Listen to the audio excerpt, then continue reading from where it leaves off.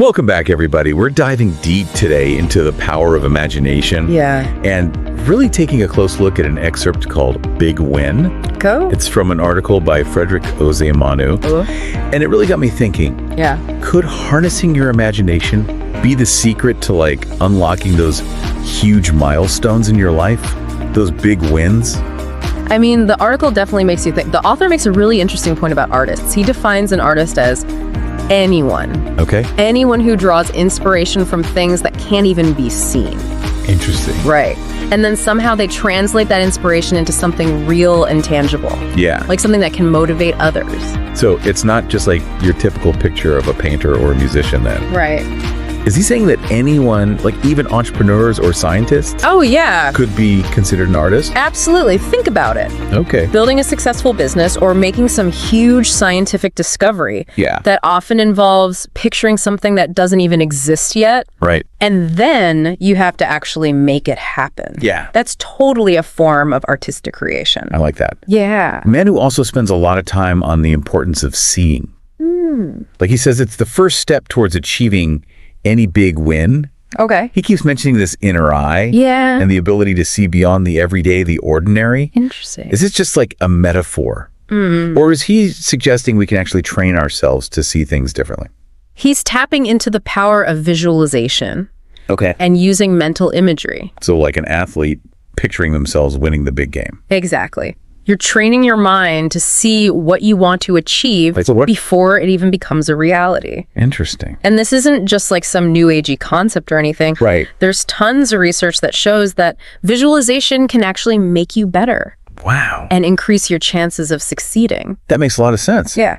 But how exactly does this inner eye connect to imagination? Are they the same thing? I think they're definitely linked, like two sides of the same coin. Gotcha. Your inner eye is kind of like the tool. Okay. And your imagination is the fuel. Makes sense. Your imagination is what lets you create those mental pictures. Right. To see possibilities beyond what's right in front of you.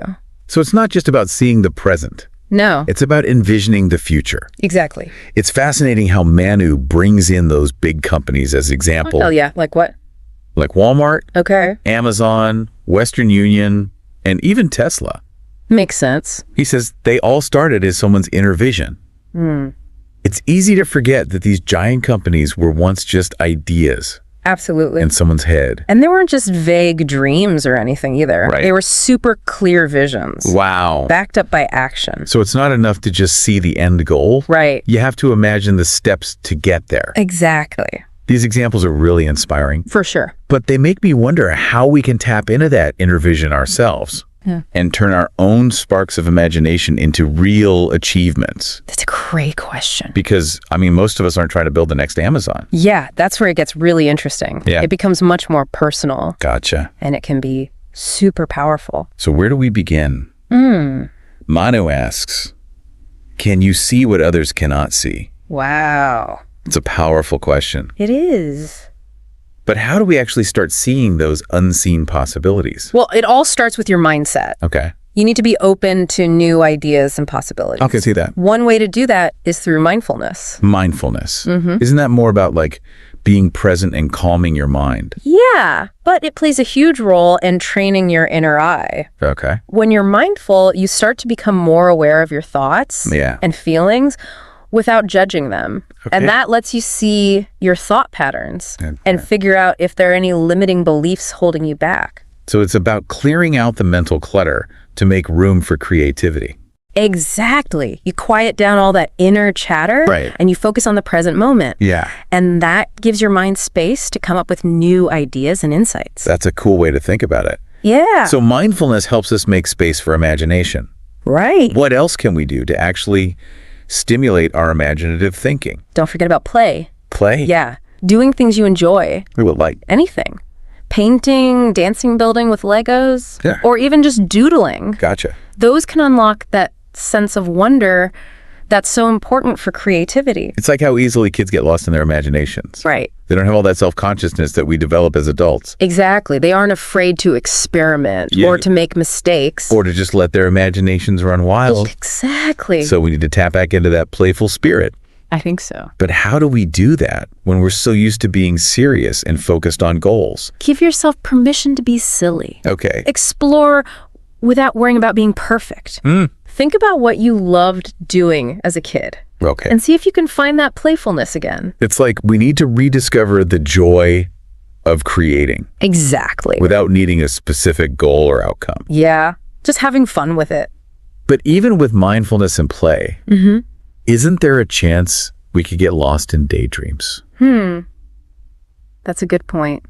How do we make sure that our imagination actually leads to real actions and results? You need to use your judgment. Okay. You have to figure out which ideas are just fleeting fancies. Gotcha. And which ones really resonate with you. Okay. The ones that could actually make a positive impact. So it's about being picky with the ideas we choose to develop? Right. How do we develop that judgment? It's a skill. Okay. Something you can learn over time. So how do we do that?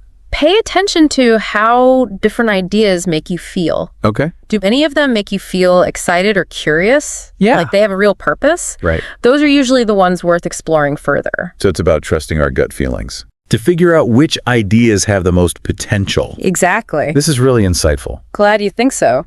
It seems like mindfulness helps us make space for imagination. Yeah.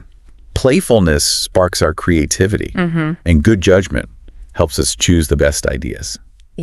Exactly. You've got it. That's a great way to put it all together. Thanks. But it's important to remember, even the most brilliant ideas are still just ideas. Right. They don't become real until we take action. Yeah. That's where the rubber meets the road. So how do we bridge that gap? How do we go from the world of ideas to actually doing something? Well, that's a great question, and one we'll definitely be exploring further in the next part of our deep dive. Okay, great. Looking forward to it. Yeah, this is fascinating stuff. It is. So we were just talking about the importance of taking action. Right. But how hard that can be sometimes. Oh, yeah. It's a real struggle. It's like you get excited about this new idea, and then the thought of actually making it happen, it's just overwhelming. It can be really daunting. Yeah. You get this big vision in your head, right, and then reality hits. It's like, how do I even start? Yeah. And that's where strategy comes in. So what can we do to actually bridge that gap between imagination and action?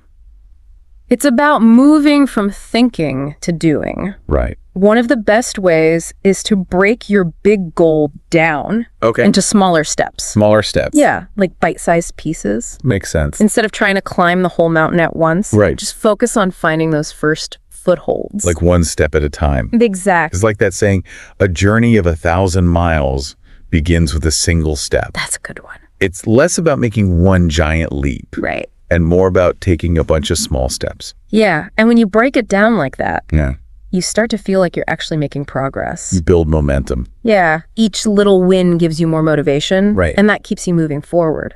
This reminds me of learning a new skill. How so? Like you wouldn't expect to become fluent in a new language overnight. Oh, I see what you mean. It takes consistent practice. Right. Building up those basic skills. It's the same with anything you create.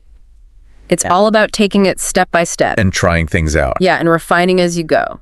So starting small is key. Yeah, for sure. But what about when we hit a roadblock? How do we deal with setbacks?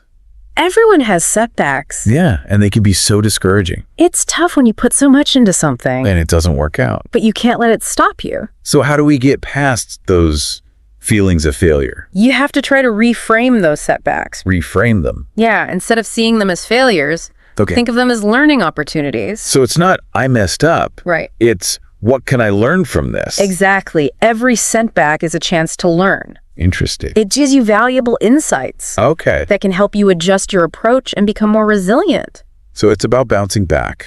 Yeah, and using those lessons to inform your next move.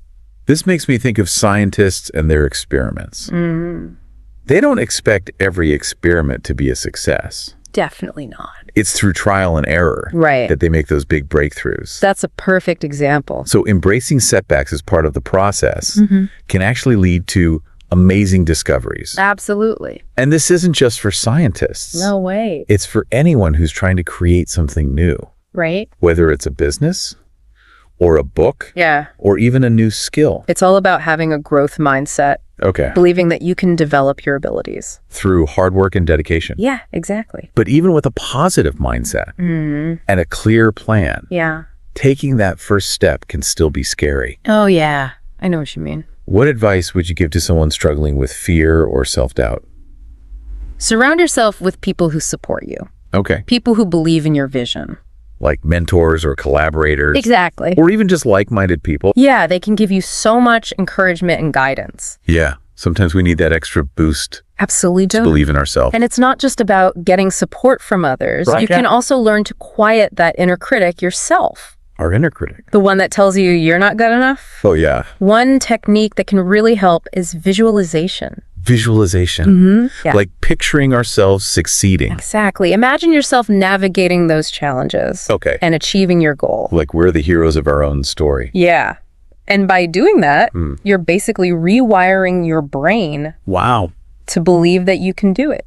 It's like a mental rehearsal. Right. To build our confidence. Yeah. That's fascinating. A powerful tool. So we talked about breaking down goals, embracing setbacks, finding support. And using visualization. It seems like the key is to approach this whole process with curiosity and resilience. And a willingness to learn along the way. It's not about becoming superhuman overnight. Right. It's about developing practices and beliefs that will help you achieve your goals. I like that. Yeah. So as we continue our deep dive, let's explore how we can apply these ideas to different parts of our lives. Yeah. Like what? Like our careers, our personal goals. Good ones. How can we use our imagination to create a life that's more fulfilling and meaningful? That's a great question. So we've been talking about all these practical ways to use our imagination to achieve our goals. But I'm curious, are there like real-world examples? Oh, tons. Of people who've actually used their imagination to do incredible things? Absolutely. Like what? Okay, well, think about Malala Yousafzai. Okay, yeah. She imagined a world where girls everywhere could get an education. Right. Even when she was facing so much adversity. And she never gave up on that vision. Yeah. She took action. Wow. And because of her courage and determination, she sparked a global movement. That's powerful. It is. It shows how imagination can truly change the world. For sure. But does imagination always have to be about those huge, world-changing visions? That's a great question. Can we use it for those big wins in our own lives? Absolutely. Even if they're on a smaller scale? That's where the power of imagination gets really personal. Okay. And it can transform your life. So how does that work? Well, imagine you're stuck in a job you hate. Yeah. Instead of just feeling miserable. Yeah. You could use your imagination to picture a different career path. A path that you would actually enjoy. Exactly. One that aligns with your values and your passions. So it's not just about dreaming of a better future. Right. It's about creating a plan to get there. Yeah, imagination can help you set a course. Even if you don't have all the details figured out yet. Exactly. So whether it's starting a business or writing a book or just living a happier life. Yeah, imagination is that first step. It's about taking control and making things happen. Instead of just wishing things were different, you're actively creating the life you want. I love that. Yeah, it's empowering. So how can we actually apply this to our daily lives? Okay, well, let's say you're feeling creatively stuck. Okay. Don't just wait for inspiration to hit you. Right. Go out and find it. Find it. Yeah, do things that spark your imagination. Like what? Go to a museum or a concert. Okay. Take a walk in nature. Yeah. Anything that exposes you to new things. New sights and sounds and ideas. Exact. So it's like we're training our minds to be more imaginative. Right. By actively seeking out inspiration. And it's not just about external input either. Okay. You can explore your inner world too. Oh. Try journaling or meditation. Interesting. They can help you tap into your subconscious mind. Where those creative ideas are hiding. Exactly. It's like we were talking about mindfulness before. Yeah. Creating that mental space for new ideas to emerge. It's all connected. It is. Mindfulness helps us make space. Right. And then imagination helps us fill that space with possibilities. I like that. Yeah. And then we can use those possibilities to make plans and take action. Exactly. This has been so insightful. I'm glad you think so. Before we wrap up, I want to go back to that question from Manu's article. Okay. The one about seeing what others can't see. Yes, exactly. It's a powerful challenge. It is. So how do we start seeing those hidden possibilities in our own lives? It starts with being curious. Okay. And open to new possibilities. So challenging our assumptions. Yeah. Questioning the status quo. Right. And trying to see things from different perspectives. Exactly. It's like having a beginner's mind. Yes. Like you're seeing everything for the first time. I love that analogy. And remember, imagination is like a muscle. Okay. The more you use it, the stronger it gets. So the more we practice using our imagination, the easier it becomes to see those possibilities. Absolutely. So as we wrap up this deep dive into the world of imagination, the key takeaway is this. That's it. Imagination is not just some fluffy daydream. Right. It's a powerful tool we can use to create a better life. A more fulfilling and meaningful life. Exactly. Yeah. And it's about seeing the potential within ourselves. And in the world around us. And then taking action to make those visions a reality. Couldn't have said it better myself. Well said. Thanks for joining us on this deep dive. It was my pleasure. We hope you feel inspired to tap into your own creative potential. Yeah. And achieve those big wins. Whatever they may be. Until next time, keep dreaming big.